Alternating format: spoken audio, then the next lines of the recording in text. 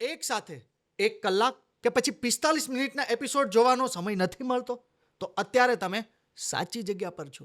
હા, yours podcast Gujarati clips. આ ક્લિપ્સમાં તમને નાની નાની ક્લિપ્સમાં ઘણું બધું શીખવા મળશે. તો કોમેન્ટ અને સબસ્ક્રાઇબ કરવાનું નહીં ભૂલતા. મહેનત, હાર્ડવર્ક કે પછી કિસ્મત? એટલે બંને જ જરૂરી નથી?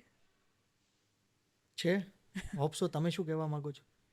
બંને જ જરૂરી છે ને. કોઈ પણ વસ્તુ મેળવવા પાછળ તમારું ભલે નસીબ જાગી ગયું, તમને કદાચ એ ચાન્સ મળી લીધો, પણ તમે એની પાછળ મહેનત નથી કરી, તમે તમારી જાત પાછળ મહેનત નથી કરી, તો એ ઓપોર્ચ્યુનિટી તમને મળી પણ ગઈ તો એ તમે સારું કામ નહીં બતાવી શકો. આઈ ફીલ દેટ તમે તમારી જાતને એટલી પોલિશ જ નથી કરી, તો એ ઓપોર્ચ્યુનિટી મળવા છતાં પણ તમારો જાદુ બહાર નહીં આવી શકે જે તમારામાં છે. તો તમારો શ્રેય તમે કિસ્મતને આપી શકો, કારણ કે અમુક ના, એક્ટર્સને હું 50% મારી મહેનતને આપીશ ને 50% મારી કિસ્મતને કેમ કે આપીશ. અમુક એક્ટર્સોને ઘણો સમય લાગી જતો હોય છે એક ફિલ્મમાં લીડ કેરેક્ટર કરવા માટે, યસ, અને તમારો યસ. લગભગ 3-4 વર્ષનો સમયમાં. હા, હા. ઓનેસ્ટલી મેં જ્યારે ઓડિશન્સ અને અપ્લાય કરવાનું ચાલુ કર્યું હતું, હમ. કે મને હતું કે ફિલ્મોમાં કામ કરવું છે, અને મેં જ્યારે ઓડિશન્સ ચાલુ પણ કર્યા હતા ત્યારે મને વધારે સમય નહીં લાગ્યો હતો મારી પહેલી ઓપોર્ચ્યુનિટી મળવા માટે.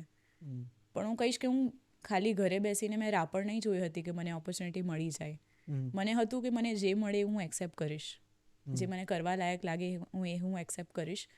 અને મને જ્યારે મારી પહેલી ફિલ્મનો ઓડિશન માટે કોલ આવ્યો હતો ત્યારે મને નહીં ખબર હતી કે આ લીડ રોલમાં છે, અને મને નહીં ખબર હતી કે આટલી સારી ફિલ્મ બનીને આવશે. શું ત્યારે કોલમાં શું વાત થઈ હતી પહેલી વાત?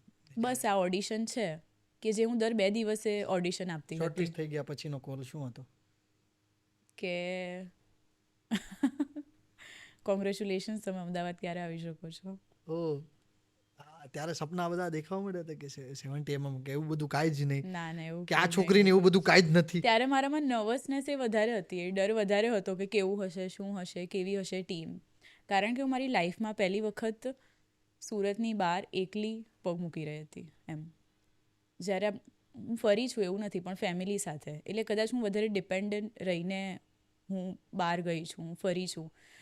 પણ અમદાવાદ હું પહેલી વખત ગઈ હતી. આઈ રિમેમ્બર મેં મારી પહેલી બસ પકડી હતી, અને એટલે I was all alone. I felt that. અને એ ફિલ્મ મારે એકલા હેન્ડલ કરવાની હતી. ત્યાંના લોકો નવા હતા, એ સિટી નવી હતી, તો એ બધું એકલા હાથે કરવાનું હતું. સો એનો ડર મને કદાચ વધારે હતો.